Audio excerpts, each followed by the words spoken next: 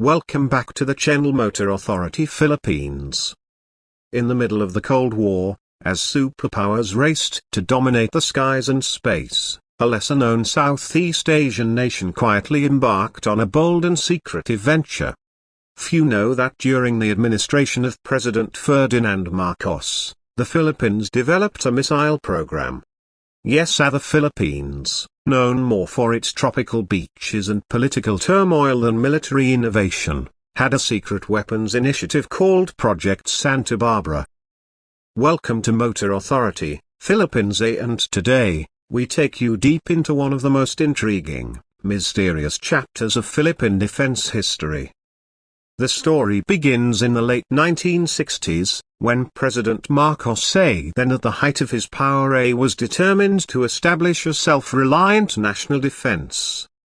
The Cold War had made Southeast Asia a strategic chessboard, and with the Vietnam War raging nearby, there was real fear that the Philippines could become the next target. Marcos, recognizing the geopolitical threat, authorized a secret missile development program. The goal was ambitious: to create indigenous missile capabilities that could defend the archipelago from foreign aggression. Under the auspices of the National Science Development Board and the Philippine Navy, Project Santa Barbara was born. The project was divided into 3 phases, focusing on developing different types of missile systems: ground-to-ground, ground-to-air, and surface-to-surface. Most of the research was done at a coastal facility in Caballo Island and parts of Zambales. It was extremely secretive. Only a few in Marcos' inner circle and the military's upper echelons knew the full extent of the project. Even many members of the government were unaware. In 1975, a breakthrough came.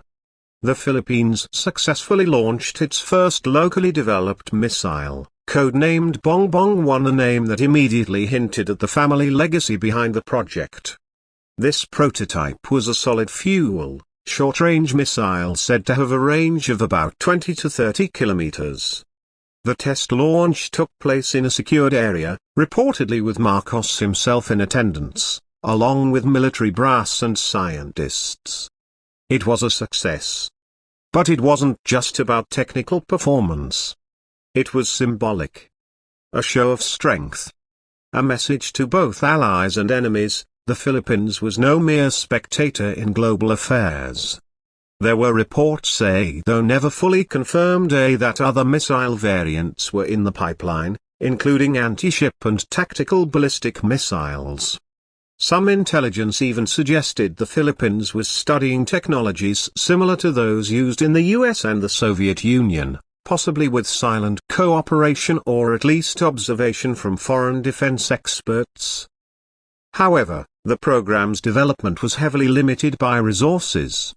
Unlike its Cold War contemporaries, the Philippines lacked the vast scientific infrastructure and defense budget to scale missile production. Still, for a country heavily dependent on US military aid, even attempting such a project was considered daring.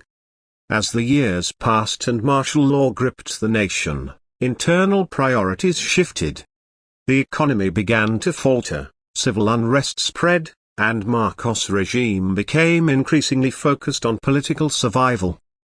By the early 1980s, Project Santa Barbara began to lose momentum.